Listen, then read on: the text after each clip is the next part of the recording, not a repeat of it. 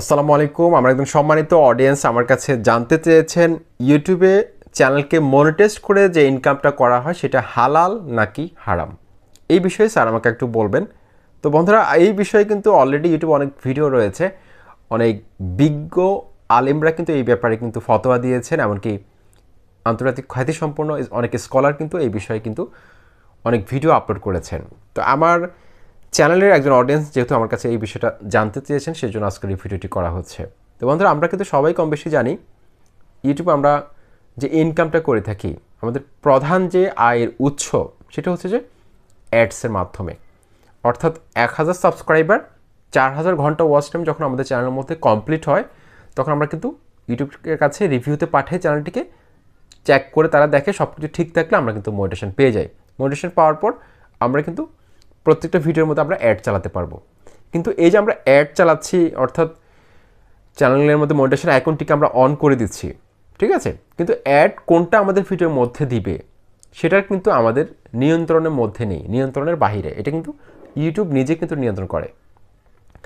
যার কারণে অনেক আন্তর্জাতিক খ্যাতিসম্পন্ন স্কলার রয়েছেন, তারপর বিজ্ঞ আলেমরা রয়েছেন, তারা কিন্তু এই বিষয়ে সম্পূর্ণত একমত পোষণ করেছেন যে ইউটিউবের ইনকামটা সম্পূর্ণরূপে হারাম। এমনকি আমি নিজেও কিন্তু তাদের সাথে একমত পোষণ করছি। এখন আপনার প্রশ্ন হতে পারে যে ইউটিউবের ইনকাম যেহেতু হারাম, সেক্ষেত্রে আমি কিভাবে হালালভাবে ইউটিউব থেকে ইনকাম করতে পারি, ঠিক আছে, এরকম কোনো ওয়ে আছে কিনা। বন্ধুরা দেখুন, ইউটিউবের মধ্যে যখন আমরা ভিডিও দেখি তখন আমাদের সামনে কিন্তু খারাপ অ্যাডস আসে মাঝে মাঝে, আবার ভালো অ্যাডসও কিন্তু চলে আসে, ঠিক আছে। সুতরাং এটা কিন্তু আমাদের নিজেদের কাছে কিন্তু নিয়ন্ত্রণটা নেই। আমরা কিন্তু ওটা পারতেছি না যে আমাদের ভিডিওর মধ্যে আমরা ভালো অ্যাডস দেখাবো, আমাদের ভিডিওর মধ্যে আমরা খারাপ অ্যাড দেখাবো না। এই বিষয়টা কিন্তু আমরা নিজেরা কন্ট্রোল করতে পারি না, যার কারণে অনেক সময় খারাপ অ্যাড আসতে পারে, সেই জন্য টাকাটা কিন্তু হারাম হচ্ছে, ঠিক আছে। এখন আপনি কীভাবে আপনার চ্যানেল থেকে হালালভাবে ইনকাম করবেন, আমার এক অডিয়েন্স কিন্তু এটাই জানতে চেয়েছেন যে আমার কোনো ওয়ে আছে কিনা। তিনি অলরেডি অনেক ভিডিও কিন্তু ইউটিউবে দেখেছেন, তারপর আমার একজন ভক্ত চ্যানেলের পুরনো অডিয়েন্স, আমার অন্য চ্যানেলের ভিডিওগুলো তিনি দেখেন, সেই জন্য তিনি আমার কাছে এই বিষয়টা জানতে চেয়েছেন। এখন আপনি যদি হালালভাবে ইউটিউব থেকে ইনকাম করতে চান, একদম সম্পূর্ণত আপনি যদি হালালভাবে ইনকাম করতে চান, সেক্ষেত্রে আপনার চ্যানেলটাকে আপনি মনিটাইজ করলে টাকাটা হালাল হবে না। গুগল অ্যাডসেন্সের মাধ্যমে আমরা প্রথমে গুগল অ্যাডসেন্সের ইউটিউব ডলারগুলো পাঠাই, $100 হলে তারপর আমরা ব্যাংকের মাধ্যমে টাকাটা হাতে পাই, ঠিক আছে। এখন আপনি অ্যাডসের মাধ্যমে অর্থাৎ মনিটাইজ করে কিন্তু আপনি ইনকাম করলে সেটা হালাল হবে না। কিন্তু আপনি হালালভাবে যদি আপনি ইনকাম করতে চান, সেক্ষেত্রে আপনাকে যেই কাজটা করতে হবে সেটা হচ্ছে, বন্ধুরা, আপনার চ্যানেলের মধ্যে আপনি মনিটাইজ করতে পারবেন না। দ্বিতীয়ত, আপনার চ্যানেলের মধ্যে আপনি কোনো একটা অ্যাড চালাতে পারেন, সে কোনো একটা আপনার চ্যানেলটা যখন বড় হবে তখন কিন্তু বিভিন্ন কোম্পানি আপনাকে স্পন্সরশিপ দিতে চাইবে। তাদের জন্য আপনি ডেডিকেটেড একটা ভিডিও বানাতে পারেন, অথবা কয়েক সেকেন্ডের একটা ভিডিও আপনার কন্টেন্টের সাথে অ্যাড করে দিতে পারেন, প্রথম দিকে, মাঝখানে, শেষের দিকে। সেক্ষেত্রে কিন্তু আপনি ভালো একটা ইনকাম করতে পারবেন, ঠিক আছে।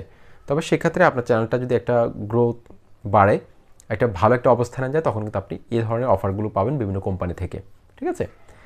এভাবে বিজ্ঞাপনের মাধ্যমে কিন্তু আপনি ইনকাম করতে পারবেন, আপনি নিজেই নিজের ভিডিওর মধ্যে অ্যাড বসিয়ে, অ্যাড প্লেসমেন্ট করে, ঠিক আছে। এডিট করার সময় আপনি অ্যাডটাকে প্লেসমেন্ট করে দেবেন, বা একটা ডেডিকেটেড ভিডিও তৈরি করবেন তাদের জন্য।